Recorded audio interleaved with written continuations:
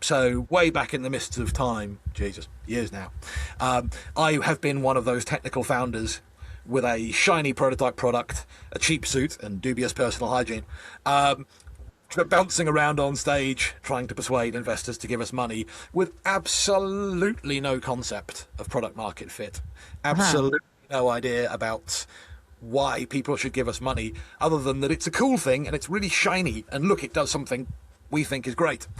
Again, it's some of that's academic scar tissue.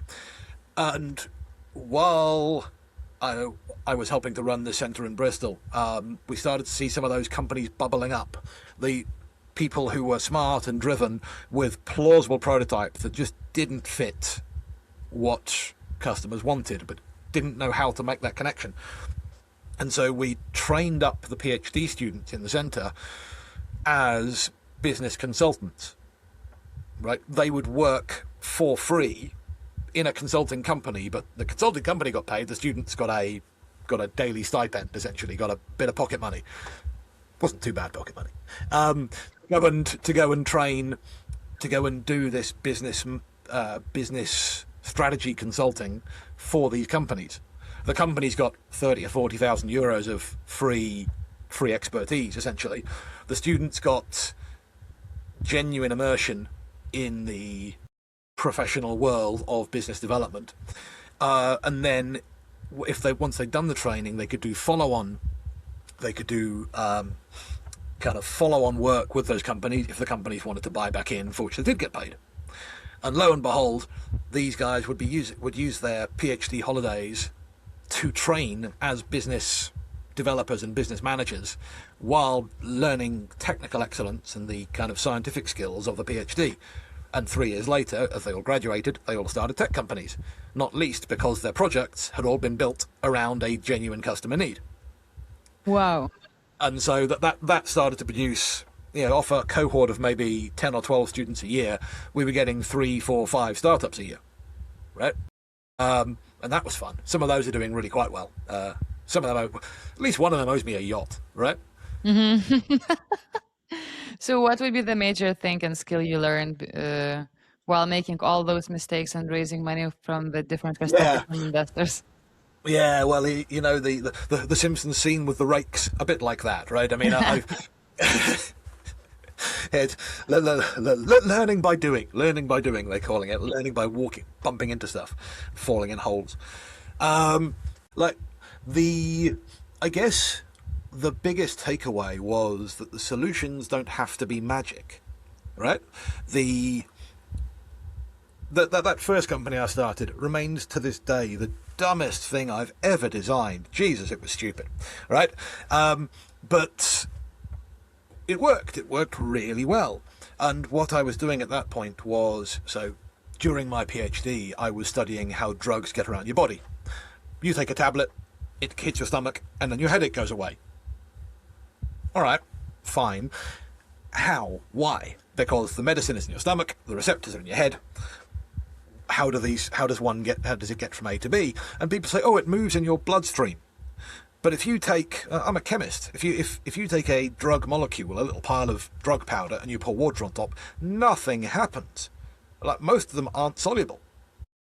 Most of them will dissolve in oil rather than water, right? And yet you take a tablet, and some magic happens, and your headache goes away, or your big toe ache goes away, or whatever. Your infection evaporates. And so we were investigating how that worked, and the least bad, and I choose those words carefully, the least bad way of doing it was a chemical separation technique that we were using to look at cell membranes, which are basically like biological washing up liquid. Everything dissolves in washing up liquid, that's the point. It turns out your body uses them to wrap up your cells. So it's useful stuff. But it's also like dried out washing up liquid, it's gloopy and gunky. And this chemical separation technique involved squeezing high pressure solvents through piping with a diameter of my hair or your hair, with this gloopy, gunky analyte in the middle, which meant mostly what I've got is a PhD in repairing broken analytical machines. Because we put the sample in and run it for a while, and it would go bang, and suddenly it's raining bits of analytical hardware. And so one day when it was lying in smouldering parts around my feet, slightly blackened walls, I thought, screw this. And I took it to bits, or what was left of it to bits.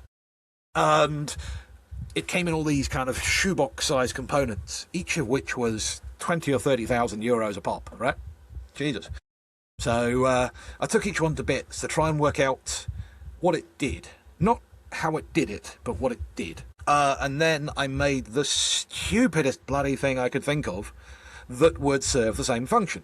Each component, one at a time, what's the dumbest, cheapest, nastiest way I can think of that delivers the same function? Right? And then I bolted them all together, and it worked, which was a surprise to everybody. And in fact, it had, because of luck, mostly, some of the cheap, nasty, stupid techniques I'd come up with, or I'd been able to track down, actually gave better resolution than the laboratory one did. And it did so in a way that was very cheap to produce. You know, the first one was expensive, but the second one was free, and so was the 10 millionth one, right? It was very cheap to do. And I'd accidentally turned £250,000 worth of analytical hardware into $100 worth of fluidics that would fit into a cigarette packet. Purely because I was trying to never have to repair one of the bastards ever again. I simply wanted to be able to throw it in the dustbin when it failed, unwrap another one and press go. But then me and my co-founder spent the next couple of 3 years trying to work out who actually, you know, we'd made a thing for us, right?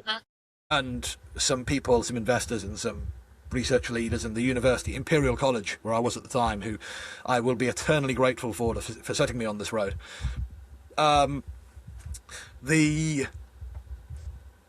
We'd made a thing for us, which had a market of exactly 3, which was us, right?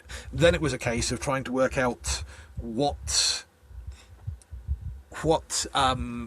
that functionality had market value. And the value wasn't in the... all the things it did could be done already, right? But they could be done by somebody like me who had a PhD in driving the hardware, right? By making something disposable, what we'd done was make a thing that could be driven by anybody.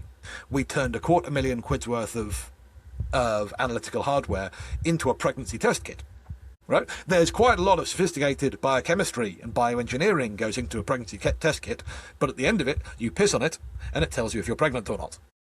You don't have to know. You don't have to know how it works. It does one job and does it really well.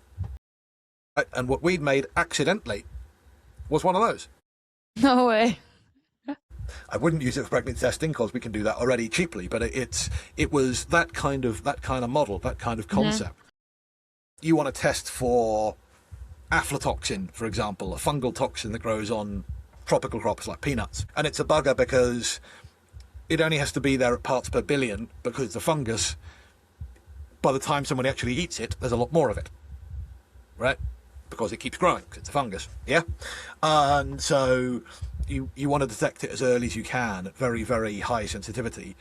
But if you have to take a sample, grind it to powder, ship it to an analytical lab in Cambridge or somewhere, right?